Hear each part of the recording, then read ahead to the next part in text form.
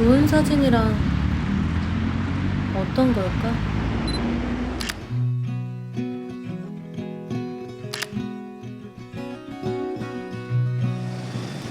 찍으면 찍을수록 사진은 어려운 것 같아.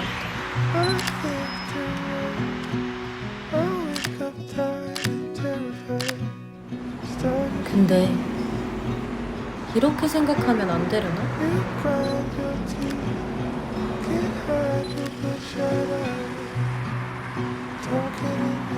밝게 보란. 내가 찍은 사진 중 가끔 내 눈에 멋진 사진이 있고 사진 찍는 내 모습이 즐거워 보이면 됐지. 나는 카메라가 좋다. 소니 α7C 마크 II. 네, 안녕하세요. 케이커 권종우입니다. 이번 영상에서는 예전에 리뷰를 한번 했었죠. 첫 풀프레임 카메라를 찾으시는 분들에게 가장 추천드릴 수 있는 카메라인 소니 α7C2에 대한 영상입니다. 이번 영상은 소니 코리아로부터 제작비를 지원받아서 영상을 제작하게 되었고요. 제가 이미 α7C2를 가지고 있는데 한 대 더 빌려주셔가지고 지금 잠시 동안 α7C2가 두 대가 있게 됐습니다. 그래서 지금 저를 찍고 있는 카메라도 α7C2인데 α7C2가 풀프레임에 입문하고자 하시는 분들께 왜 좋은 카메라인지 대해서 한번 얘기해 보려고 합니다. 우선 α7C2는 작고 가벼운 컴팩트 풀프레임 카메라입니다. 작고 가벼운 풀프레임 카메라라는 것은 이 카메라가 가진 가장 강력한 비대칭 전력입니다. 수납에도 유리하고요. 장시간 꺼내서 들고 다녔을 때도 부담이 적기 때문에 여행, 육아, 업무 기록 같은 거 카메라에 100% 몰두할 수 없는 일련의 상황들 속에서 순간을 퀄리티 있게 기록하는 용도로는 이 카메라가 대체 불가능한 상품성을 가지고 있다는 의미가 됩니다.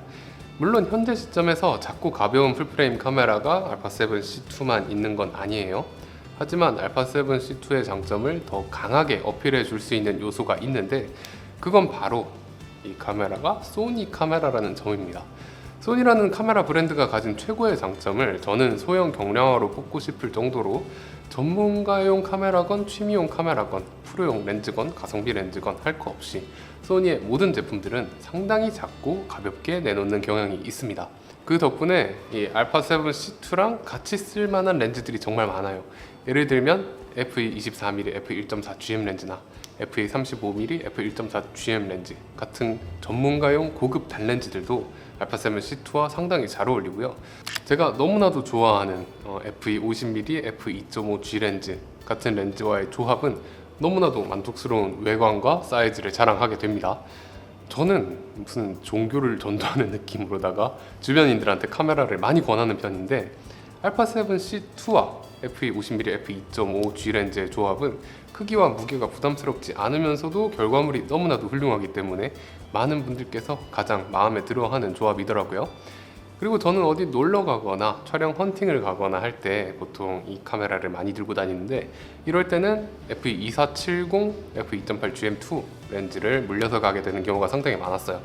이런 컴팩트 풀프레임 카메라와 f2.8의 표준 줌은 좀 어색하고 불편하기 마련인데 소니의 2470 f2.8 GM2 렌즈는 엄청난 이미지 퀄리티 대비 상당히 작고 가볍게 나온 만큼 의외로 할만한 조합이고 제가 가장 많이 활용한 조합이기도 해요.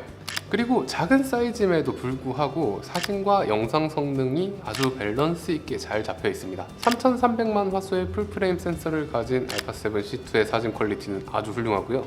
동급의 카메라들에 비해서 화소수가 좀 높은 편이라서 왜곡 보정을 한다거나 크롭을 한다거나 후보정 작업을 하기에도 좋습니다.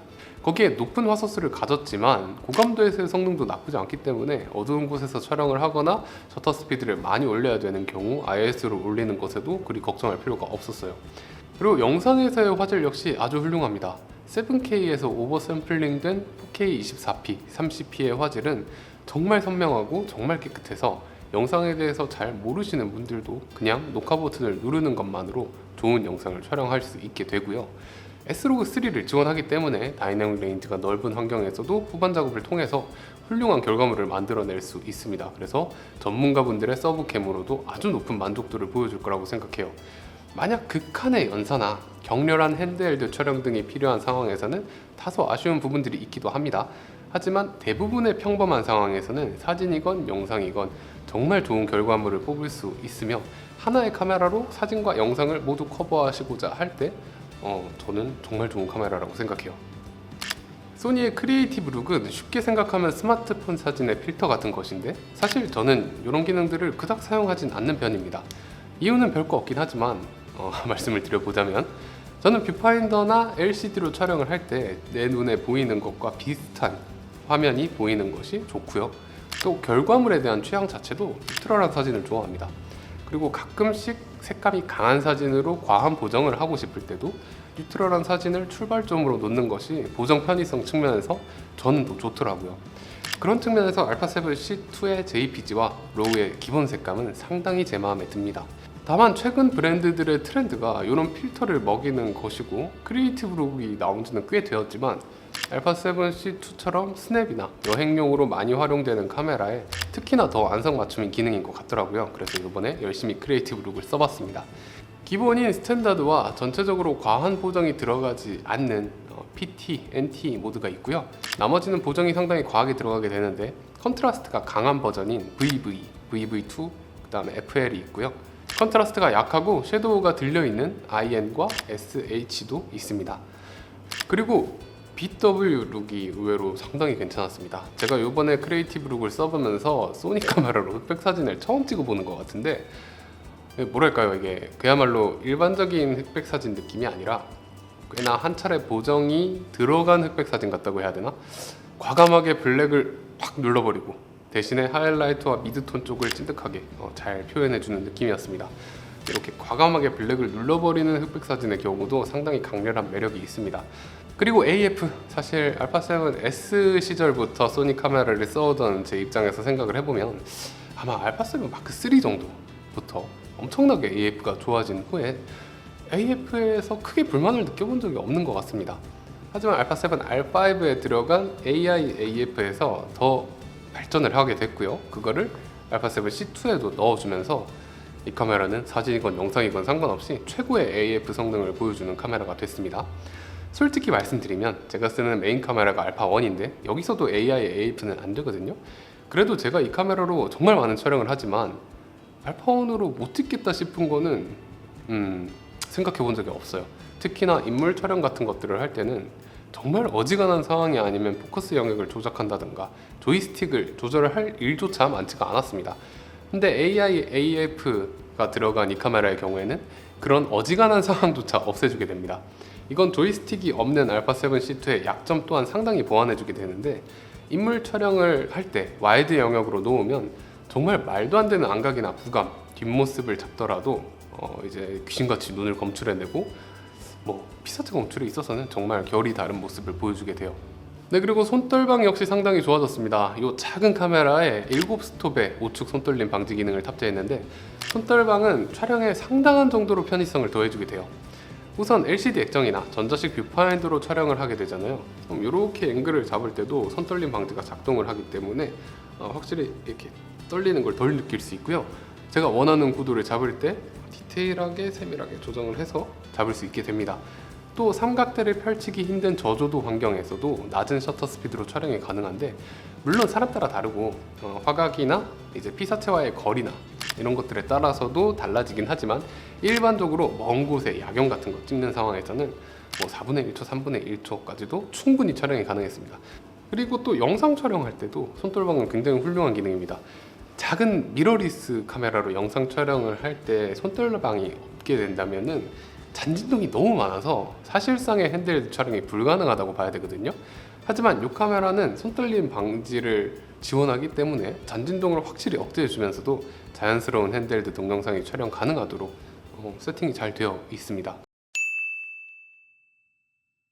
제가 육아 브이로그를 찍을 때 가장 많이 쓰는 카메라가 α7C2고요. 제가 알파1이랑 같이 촬영을 나갈 때도 서브캠 혹은 예비용 카메라로 α7C2는 항상 가방에 집어넣습니다. 정말 수많은 카메라를 사용하는 카메라 유튜버이자 촬영 감독으로서 아마 α7C2의 사용량이 그 수많은 카메라 중에서 가장 많지 않았나 싶은데 제가 이번에 리뷰를 준비할 겸 가격을 체크해 보려고 다나와에 들어가 봤거든요. 이 카메라 나온 지 조금 됐는데도 여전히 최고로 인기 있는 카메라더라고요. 1등이더라고요. 그렇다면 알파7 C2는 어디가 잘 만들어진 카메라일까요? 왜 사람들이 알파7 C2를 많이 찾을까요? 생각을 해보면 카메라의 사이즈가 역시 중요하지 않나 라는 생각을 합니다. 물론 업무용 카메라를 찾으시는 프로페셔널들에게는 사이즈가 중요하지 않을 수도 있겠습니다만 처음 풀프레임을 입문하고자 하시는 분들의 입장에서 사이즈는 중대사라고 봅니다. 작고 가벼운 카메라는 주머니나 작은 가방이나 쉽게 넣을 수 있고요. 또 크기가 작으면 한 손으로 쥐고 사진이나 영상을 찍을 때 더 자연스럽고 유연한 동작이 가능해지게 됩니다. 그로 인해 순간을 포착해야 될 때 더 빠르게 카메라를 꺼낸 후 촬영을 진행할 수가 있게 되죠. 게다가 사이즈가 작으면 상대적으로 사람들의 눈에 띄지 않습니다. 공공장소에서 카메라를 꺼내서 찍거나 찍히는 것에 아직 부담이 있으신 분들이라면, 혹은 가족이나 친구들이랑 식사를 하거나 놀러가서 그들의 자연스러운 모습을 스냅처럼 담아주고 싶으신 분들이라면 역시나 작은 카메라가 위력을 발휘한다고 생각해요. 게다가 이는 소니가 작고 가벼운 풀프레임용 렌즈군을 많이 확보하고 있기 때문이기도 합니다.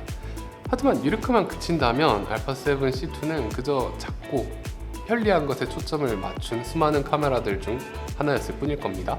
그러나 알파7 C2는 이 작은 사이즈에 소니의 최신 기술을 우겨 넣을 수 있을 만큼 넣었습니다.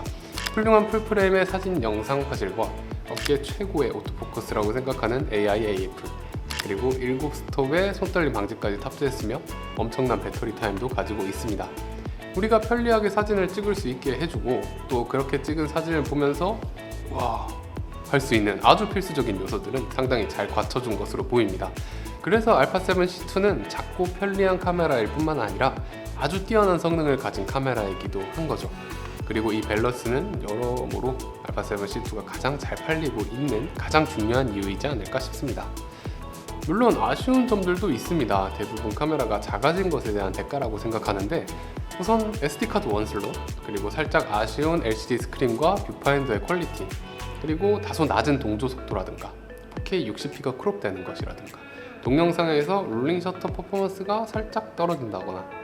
하지만 작다는 것은 이 카메라가 가진 비대칭 전력이라고 말씀드렸잖아요. 이 정도 사이즈에 이 정도 결과물을 뽑아준다는 거, 퀄리티를 포기할 수 없는 분들 중에 사이즈가 조금이라도 중요한 분들이라면 이 카메라가 최고의 선택이 될 것이라고 제가 담담하게 말씀드릴 수 있겠습니다. 네, 오늘은 소니의 알파7 C2 사용기였고요. 영상 봐주신 모든 여러분들 감사드리고, 궁금한 점 있으시면 댓글 남겨주세요. 지금까지 OK컷 권동호였습니다. 감사합니다.